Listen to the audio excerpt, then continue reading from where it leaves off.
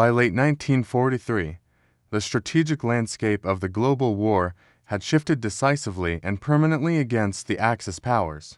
The devastating German defeat at Stalingrad and the subsequent loss at Kursk had irrevocably broken the offensive capability of the German army on the Eastern Front, forcing them into a continuous, costly defensive retreat. Simultaneously, the Allied victory in North Africa and the successful invasion of Italy had secured the Mediterranean, opening a crucial southern flank against the Axis.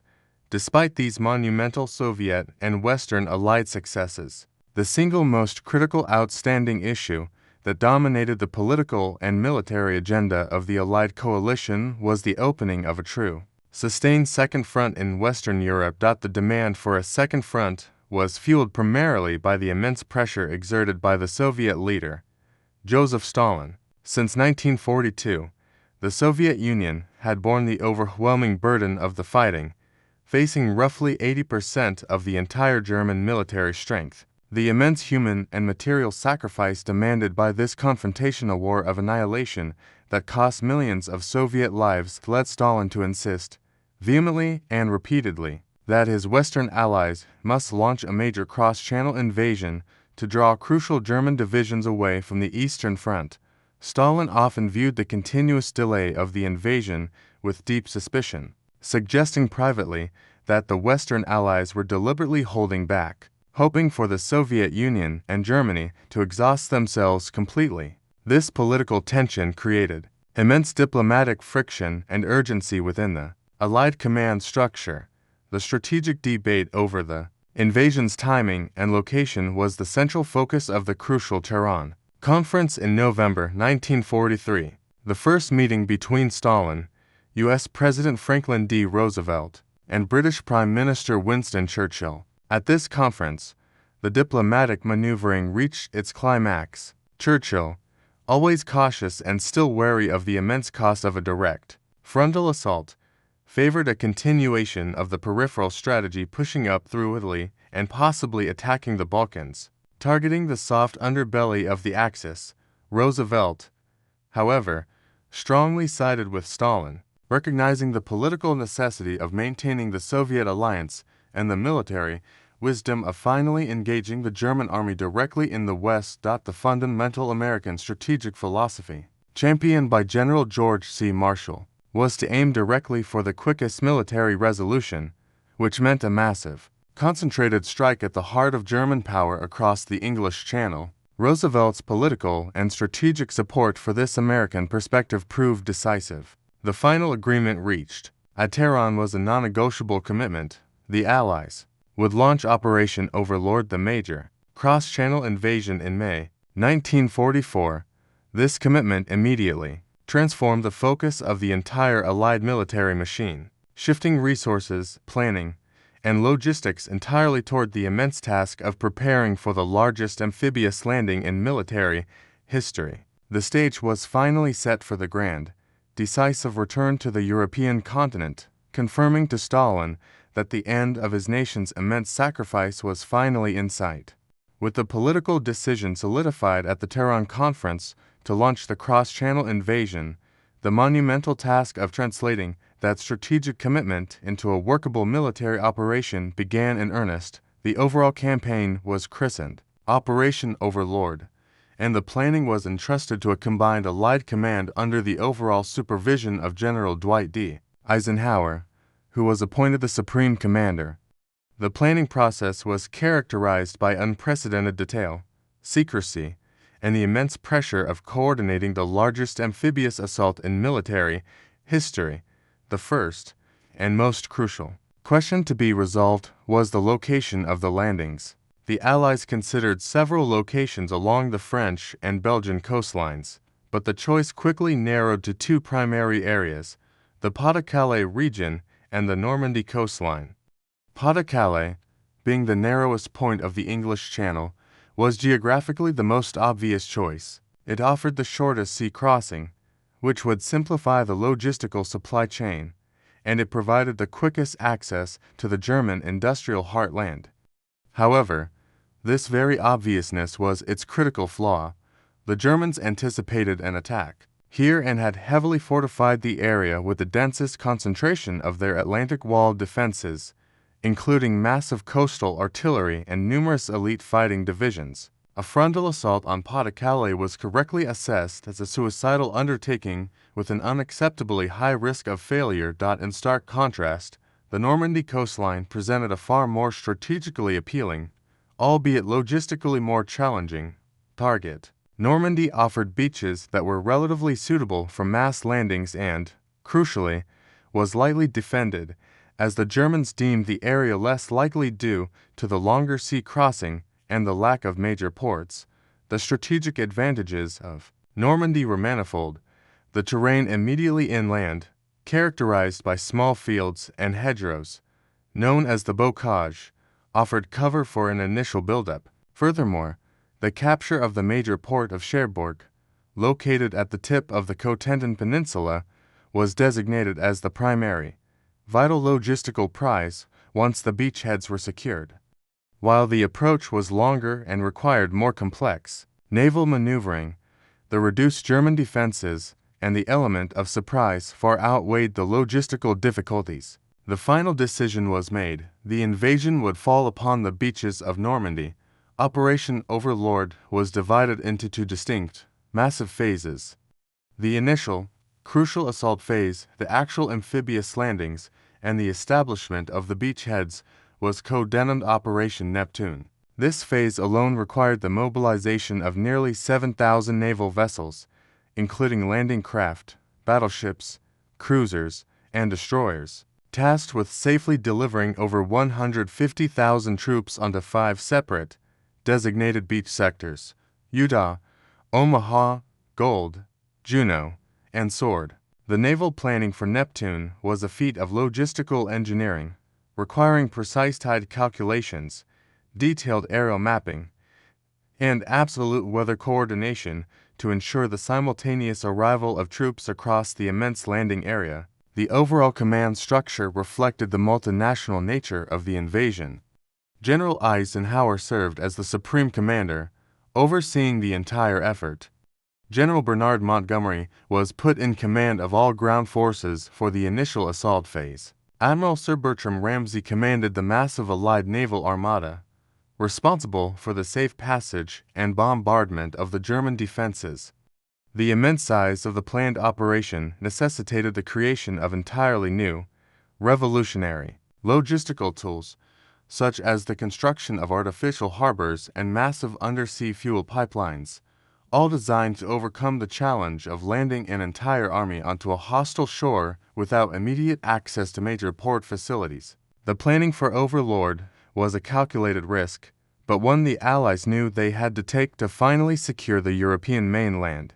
The strategic decision to bypass the heavily fortified major port cities like Cherbourg in the initial Operation Overlord landings created an immediate and monumental logistical problem. How could the Allies sustain a massive invasion army of hundreds of thousands of men, their tanks, ammunition, fuel, and supplies, when the only available landing points were open beaches? The entire success of the Western Front depended on solving this complex supply puzzle, as modern mechanized warfare consumes vast quantities of fuel and material daily. The Allied solution was a feat of unprecedented military engineering genius, involving two main, revolutionary projects: the Mulberry artificial harbors and the Pluto underwater pipeline system. The need for a fully functional port was absolute, yet capturing one would likely involve a costly, protracted siege that would delay the crucial buildup of forces. The brilliant solution was to bring the harbor with them. The Mulberry harbors were perhaps the most audacious engineering feat of the entire war. These were massive, prefabricated temporary harbors built in components entirely in Britain and then towed across the English Channel to the coast of Normandy immediately following the successful landings. The planning and construction of these harbors was a staggering industrial undertaking, requiring hundreds of thousands of tons of steel and concrete. The components included floating roadways, massive concrete caissons which were sunk to create breakwaters, and floating pierheads that could rise and fall with the immense tidal range of the Normandy coast. The full Mulberry harbors were planned. Mulberry A for the American landing sector and Mulberry B for the British, Canadian sector. While Mulberry A was later severely damaged and eventually abandoned due to a massive storm that hit the channel just days after the landings, the British Mulberry B, christened Port Winston, proved to be an immense success. The sheer capacity of Port Winston was staggering. It could handle thousands of tons of cargo daily, allowing the Allies to rapidly offload the necessary supplies to sustain the growing beachhead. This continuous flow of supplies, fuel, food, ammunition, and replacement vehicles was critical during the first 90 days of the campaign, bridging the vital logistical gap until the major ports like Cherbourg could be captured, cleared, and brought into full operational use. Fuel, the very lifeblood of the mechanized forces, presented an equally daunting challenge. Transporting millions of gallons of gasoline across the channel in vulnerable tankers and then offloading it into storage was slow, inefficient, and extremely exposed to potential German air or submarine attacks. The solution was Pluto pipeline under the ocean. This project involved manufacturing thousands of miles of flexible, specialized steel pipeline that could be rolled onto massive drums, towed across the channel on the sea floor, and connected directly from the British mainland to the French beachheads. This underwater pipeline system, which eventually consisted of multiple lines, became an invisible, secure, and continuous source of fuel. Pluto was an immense strategic asset. It eliminated the need for vulnerable tankers, vastly increased the speed of fuel delivery, and provided the Allied forces with a guaranteed supply of the gasoline necessary to power the massive armored thrusts that would define the subsequent breakout from the beachhead. These, to immense engineering projects, the artificial harbors and the underwater pipelines were non-negotiable elements of Operation Overlord's success. They demonstrated that the Allied war effort, now fully backed by the immense industrial capacity of the United States and the engineering ingenuity of Great Britain, could overcome any logistical barrier, guaranteeing that once the men were ashore, the necessary tanks and supplies would relentlessly follow. This logistical genius was a testament to the belief that the battle for Europe would be won not just by fighting, but by building and supplying. The strategic genius of Operation Overlord lay not merely in its immense logistical planning and the sheer size of the attacking force, but in the profound success of its comprehensive strategic deception plan, codenamed Operation Fortitude. The Allies were fully aware that even with the massive forces assembled, the invasion of the Normandy coast was incredibly risky. Success hinged entirely on the ability to convince the German High Command that the primary invasion would occur elsewhere, thereby ensuring that the German defensive reserves were kept miles away from the actual landing beaches. The central pillar of this deception was the creation of a massive, entirely fictional invasion force designed to threaten the most obvious landing point, the Pas-de-Calais region, directly across the channel from the narrowest point in England. This imaginary force was christened the 1st United States Army Group FUSAG.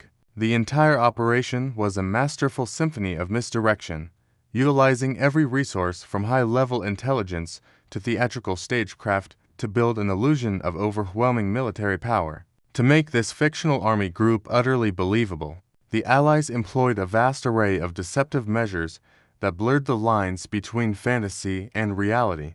First, and most famously, the Allies created a massive amount of dummy infrastructure. Along the southeastern coast of England, in areas facing Pas-de-Calais, they constructed vast, meticulously detailed staging areas.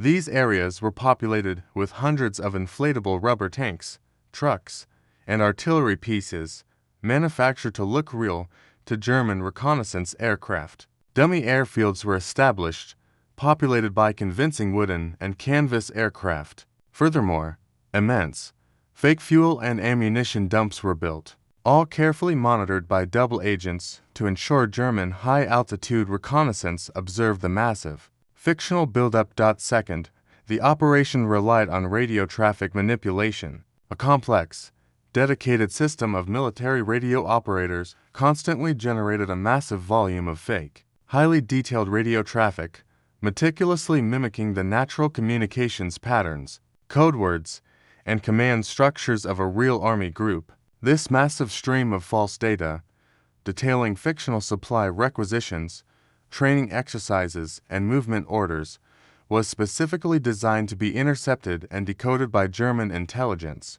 This created an overwhelming technical confirmation of FUSAG's existence and imminent threat.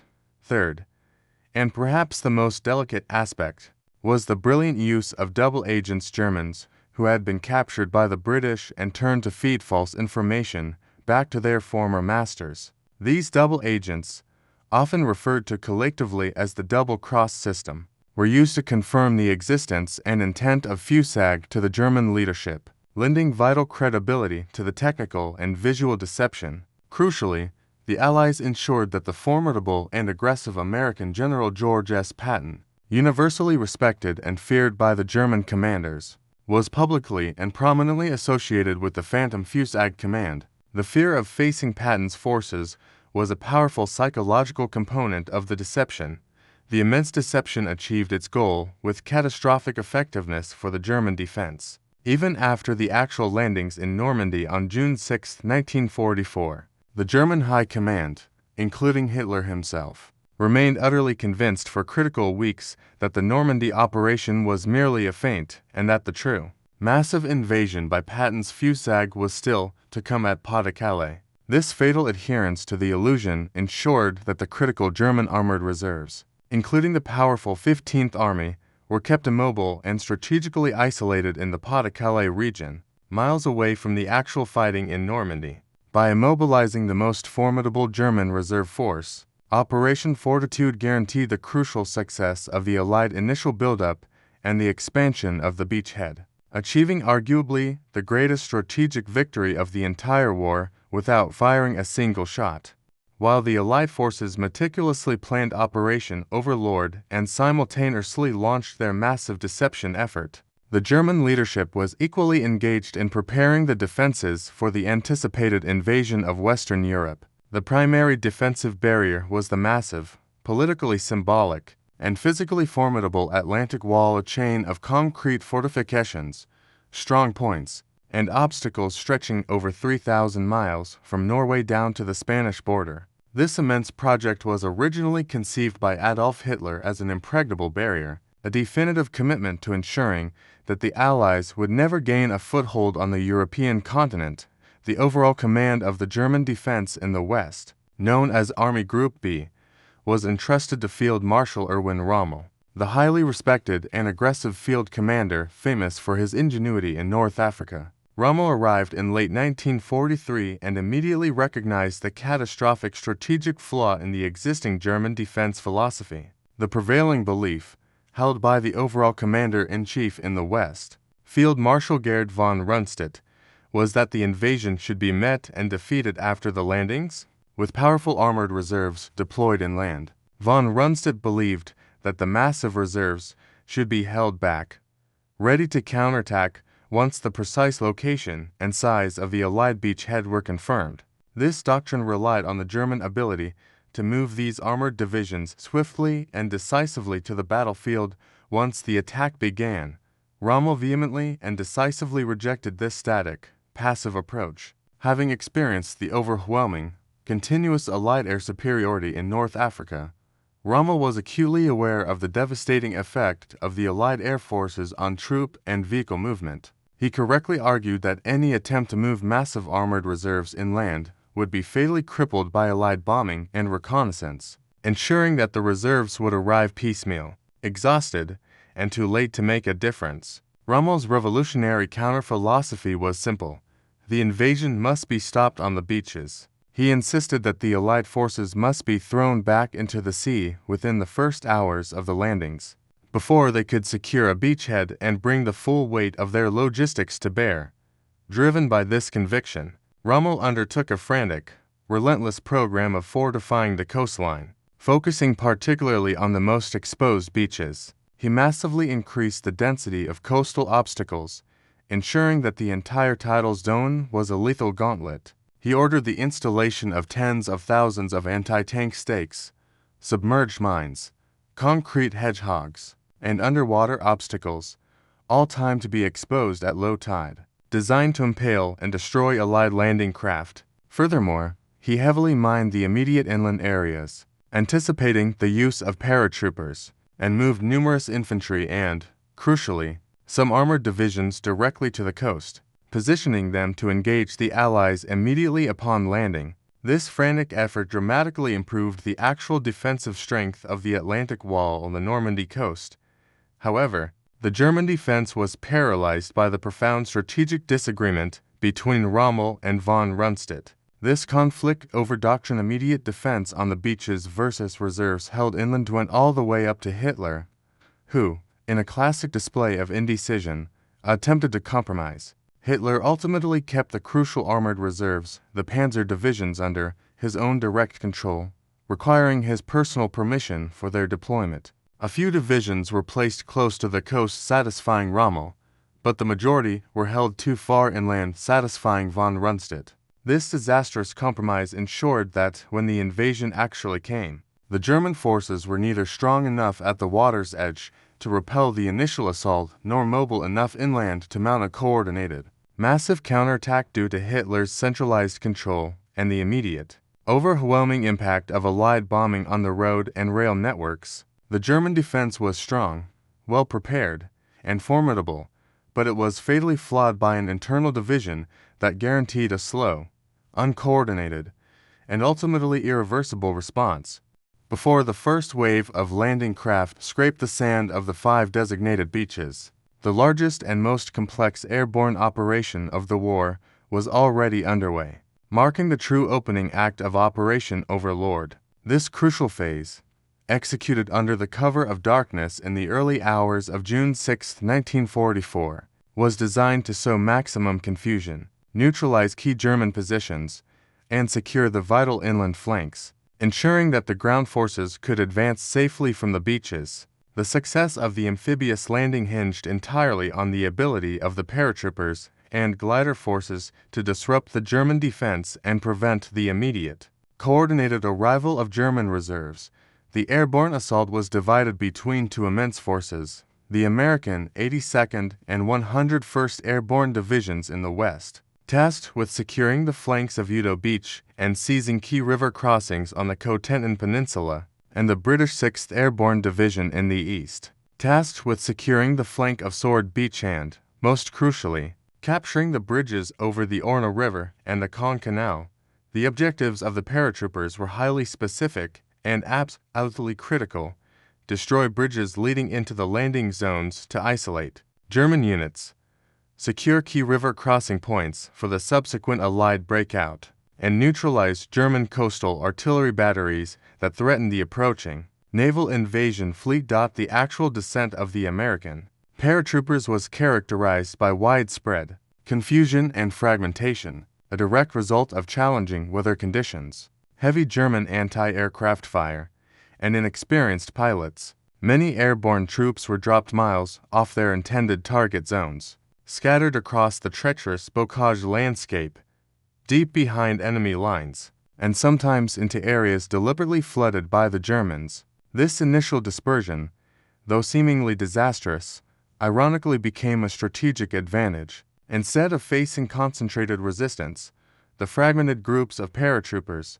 led by highly motivated non-commissioned officers and junior officers, began operating independently. They struck German communication lines, attacked isolated enemy checkpoints, and created an overall environment of deep chaos and strategic uncertainty across the Cotentin Peninsula. German commanders, unable to determine the size or precise objectives of the attacks, held their crucial reserves back, fearing an attack on their rear, precisely as the Allied deception plan had intended. In the eastern sector, the British 6th Airborne Division executed a far more concentrated and successful operation.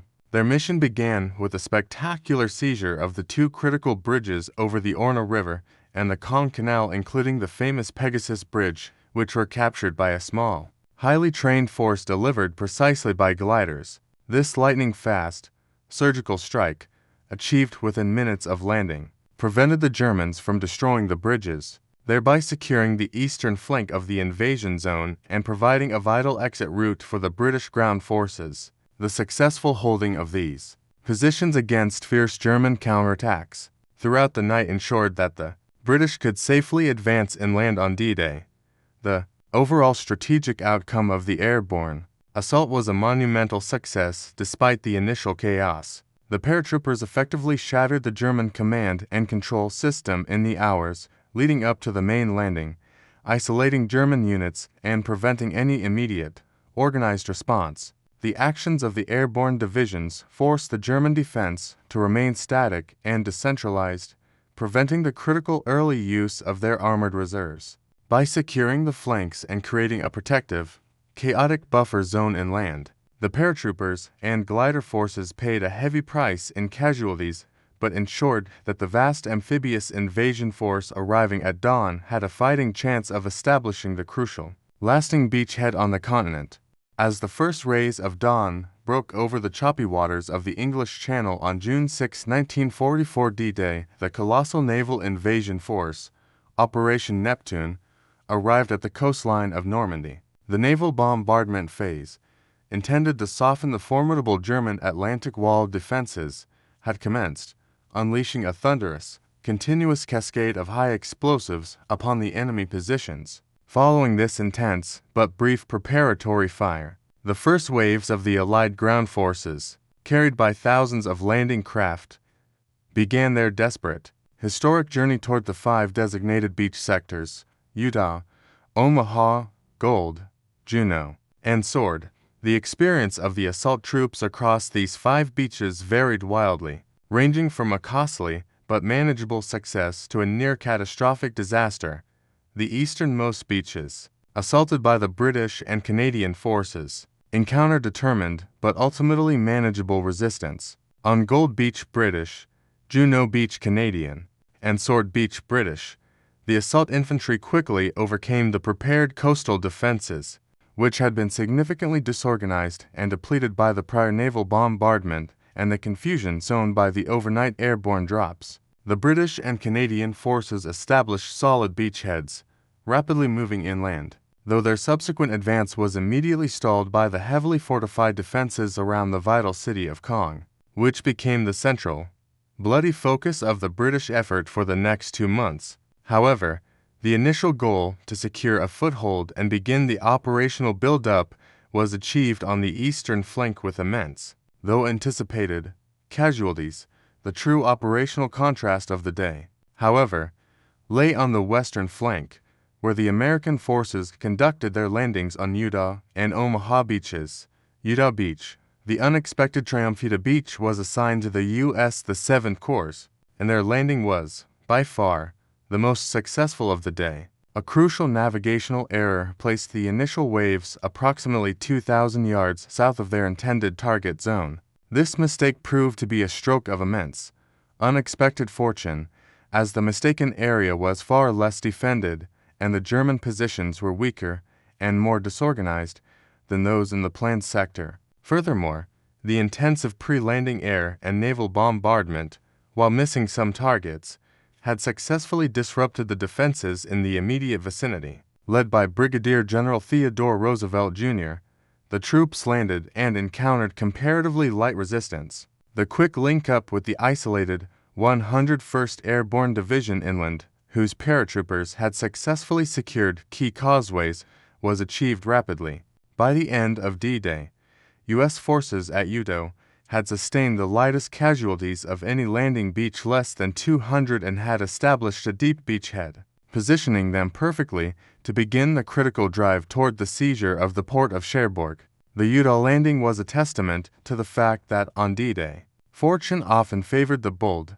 Omaha Beach, the edge of catastrophe, grim fate that awaited the U.S. the 5th Corps at Omaha Beach stands as the definitive tragedy of D-Day, a landing that came within a hair's breadth of being violently repulsed. The assault troops faced a convergence of catastrophic failures that turned the landing into a nightmarish, 4-mile-long killing field. Crucially, the pre-landing aerial bombardment, executed by heavy bombers, was largely ineffective, with most bombs falling too far inland to poor visibility and pilot caution, leaving the heavily engineered German concrete pillboxes, bunkers, and strongpoints entirely intact and operational. Furthermore, the landing forces were entirely unaware that the elite EXPERIEN CED German 352nd Infantry Division, a highly capable fighting unit, had moved into the sector days earlier to conduct anti-invasion exercises,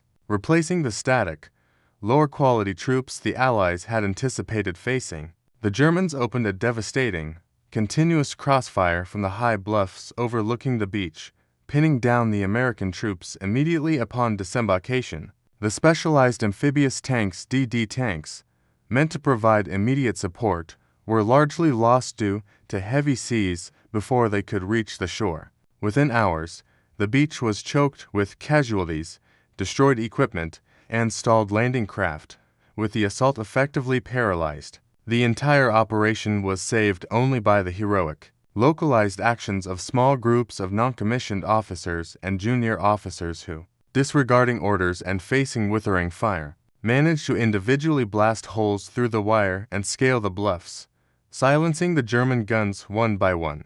By the late afternoon, though the 5th Corps had suffered nearly 4,000 casualties and the mission was severely behind schedule, a fragile, tenuous beachhead was finally secured through sheer, unimaginable sacrifice, preventing the utter collapse of the Allied invasion. The difference between the success at Udall and the disaster at Omaha defined the brutality of D-Day. With the 5 crucial beachheads finally secured through immense sacrifice and logistical genius on D-Day, the Allied forces immediately faced the second, brutal phase of Operation Overlord, the inland fight to consolidate the beachhead and achieve a decisive breakout. This phase quickly devolved into a slow, grinding war of attrition, fought not against the open fields anticipated by many planners, but against the lethal, restrictive terrain known as the bocage. This environment, characteristic of the inland areas of Normandy, consisted of dense networks of ancient, thick hedgerows, high earthen banks, sunken roads, and small, irregular fields. Each individual field was effectively a fortified, ready-made fortress, perfectly suited for defensive ambush and counterattack. The bocage proved to be the ideal defensive terrain for the experienced German infantry and specialized armored units. The dense hedgerows provided impenetrable cover against Allied reconnaissance and fire, turning the entire landscape into a deadly labyrinth. German infantry could easily conceal their anti-tank guns and machine gun nests within the thick banks, allowing them to ambush Allied tanks and infantry with lethal precision from mere yards away. The Allied advantage in air power and mobility, which had been so decisive on the open beaches, was severely neutralized. Aircraft struggled to identify small targets hidden beneath the dense foliage, and the Allied armored divisions found their forward movement restricted to narrow, sunken roads where they were highly vulnerable to flanking attacks. The advance, measured in yards rather than miles, became frustratingly slow and incredibly costly in terms of casualties. The Allied forces' immediate operational goal was divided. The British and Canadian forces concentrated their efforts on the eastern flank around the vital city of Caen. Caen was a crucial objective because its capture would secure the open, relatively flat ground suitable for launching a massive armored thrust toward Paris. The German command, recognizing this, poured the vast majority of their elite armored reserves, including several powerful SS Panzer divisions, into a determined, ferocious defense of the city. The resulting battle for Caen was a bloody, prolonged siege, marked by continuous, heavy counterattacks and massive artillery bombardments that ground down the British advance but crucially fixed the German armor reserves in place, preventing them from reinforcing the rest of the front. Meanwhile, the American forces on the western flank focused their brutal, slow advance down the Cotentin Peninsula toward the indispensable port of Cherbourg.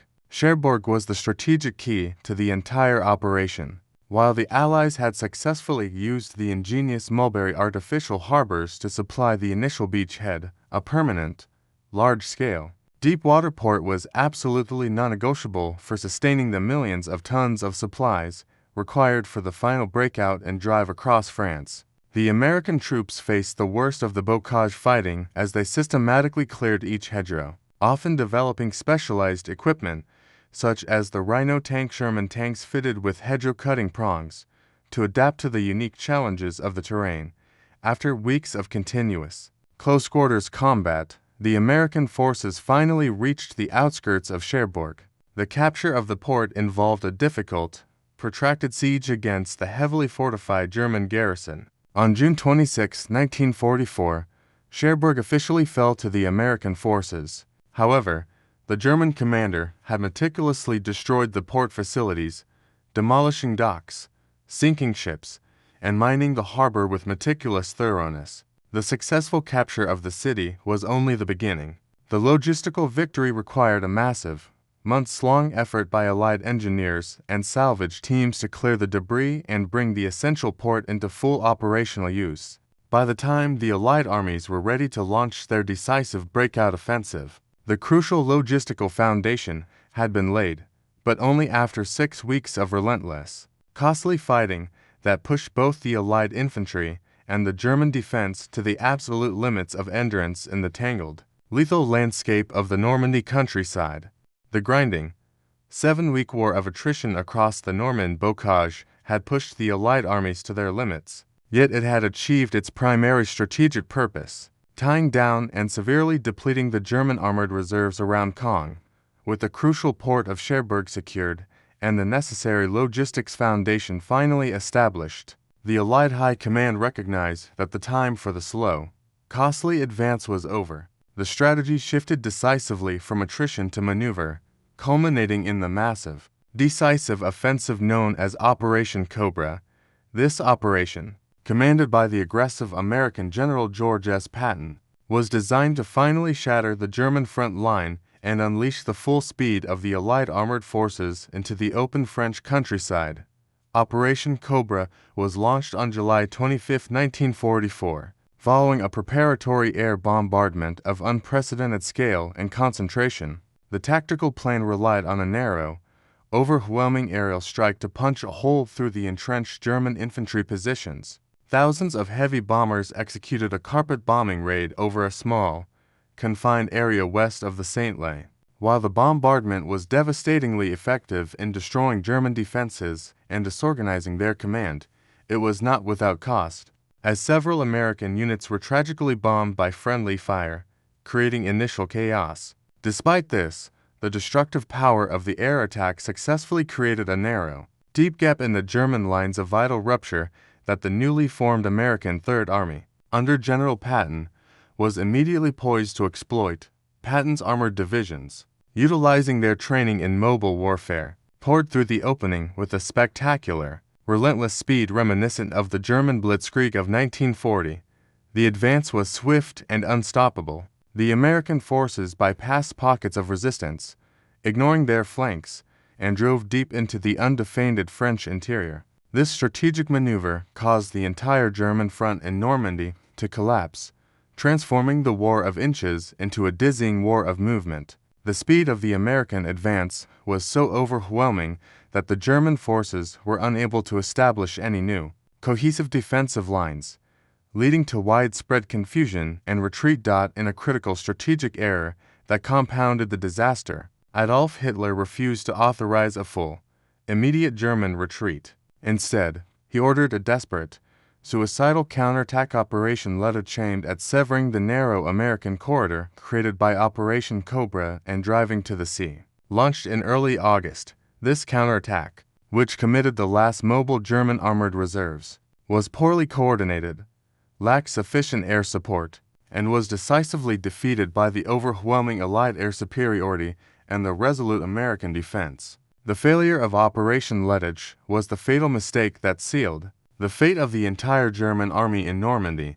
The successful defeat of the German counterattack allowed the Allied forces, now including the massive armored formations of the Americans, British, Canadians, and Poles, to execute the final, colossal act of encirclement. The Canadian and Polish forces rapidly drove south from the Caen sector, while American forces executed a rapid, wide sweep eastward from the main breach. The goal was to meet in the area around the towns of Falaise and Argentan, creating a massive, devastating trap. The ensuing Battle of the Falaise Pocket saw the Allied pincers close on the vast majority of the German 7th Army and 5th Panzer Army. The fighting within the pocket was brutal chaos, with the trapped German forces desperately trying to fight their way eastward through a narrow, continuously shelled escape route, while many German units, including thousands of infantry and armored remnants, managed to escape the pocket before the final closure. The material cost was catastrophic. The Germans left behind hundreds of tanks, thousands of vehicles, and vast amounts of artillery. Crucially, they lost over 50,000 men captured and tens of thousands more killed or wounded. The Battle of the Falaise Pocket effectively annihilated the German military capacity in the West, transforming the invasion force into a victorious army of liberation and opening the final, clear path for the race toward Paris and the German border. The final, catastrophic destruction of the German 7th Army within the Falaise Pocket in August 1944 marked the definitive operational conclusion of the Normandy campaign. The vast, hard-won victory of Operation Overlord was now complete, and the strategic focus of the Allied forces shifted dramatically and decisively from the confines of the beachhead to the wholesale pursuit of the shattered German forces across the open plains of France. The next, inevitable objective, symbolic and geographically vital, was the liberation of Paris. The German position in France was now collapsing entirely.